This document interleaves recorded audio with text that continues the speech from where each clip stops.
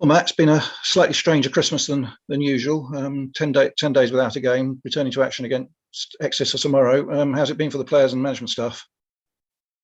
Yeah, it's been a bit of a strange week, to be honest. We obviously had no problems leading up to the Christmas games. We were completely fine in the whole squad. But with the Boxing Day game with Bristol Rovers being cancelled, I decided to give them Christmas Day and Boxing Day off. We're back in training on Monday, but that's when sort of things have developed since there. Really, we had two positive cases on Monday, which didn't two players which certainly didn't throw the Wednesday game into jeopardy. On Tuesday, we had a few staff members. Jason's tested positive. Terry Bullen's tested positive. Physio Bobby Charles has tested positive. So we're a little bit light on the staff side of things. But we're in training again Wednesday, and over the last couple of days, we've had some more on the playing staff as well.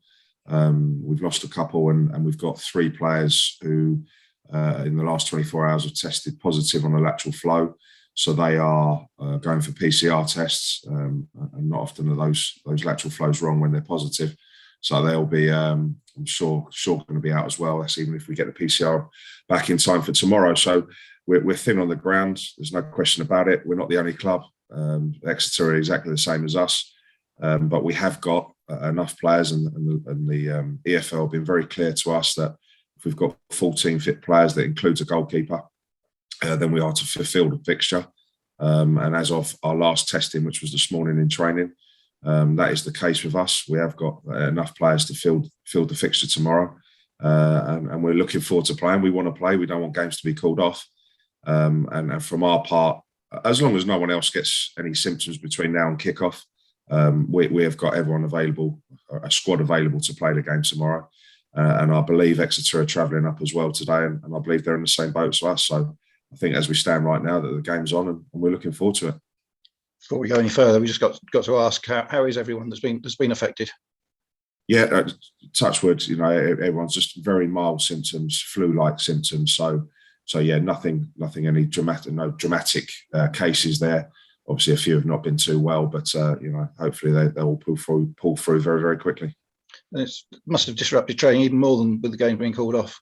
Caused more disruption to the training schedule this week. Yeah, as I say, it was fine for us leading up to Christmas when we were hearing other clubs having problems. But since we've come back in after Christmas on Monday, it's been a very different week, shall we say, and not the ideal preparation. But again, Exeter in the same boat, and I know they've had their problems as well as many other clubs, not just in League Two, across the whole country. So unfortunately, these are the times we're in at the moment, and this is the situation that we're in. And we all, as football clubs and football managers, just have to deal with it as best we can from day to day.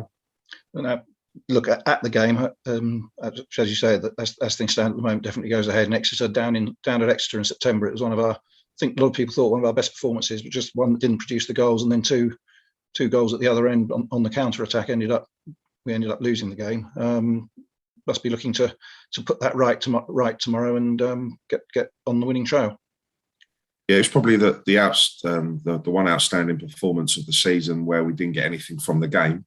That certainly didn't get anything we deserved on the day against a very good side with some good players. I thought we were excellent for large spells in the game and had several chances to take the lead.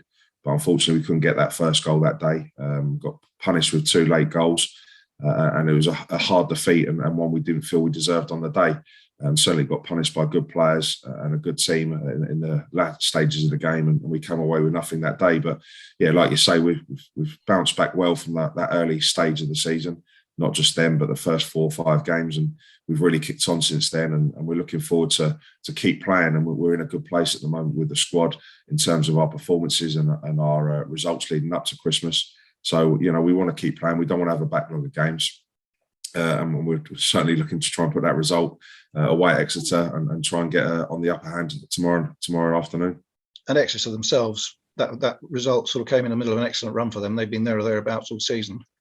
So it promises. They've sold out their away allocation for tomorrow, and all being well, it should be a great afternoon and a good occasion. Yeah, like I say, they're a good side, and they certainly were when we were doing our homework with them on them earlier on in the season. And the results they've had since then, and they're right up in and around the playoffs as well, and in a very strong position in the league table. So what our team is tomorrow, what their team is tomorrow, what the squads are, is a little bit of a lottery for both camps. And what the game is exactly going to be, who knows? But we do know there's two good sides there, and hopefully it'll be a good spectacle for, as you say, a sold out away end, and hopefully a large home support as well.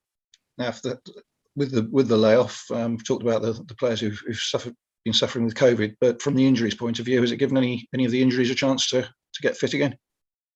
Yeah, Kenny's not too far away, as is Brad House. Obviously, we've got the long-term ones with Harry Buteman and Kobe Rose still not looking any nearer to us.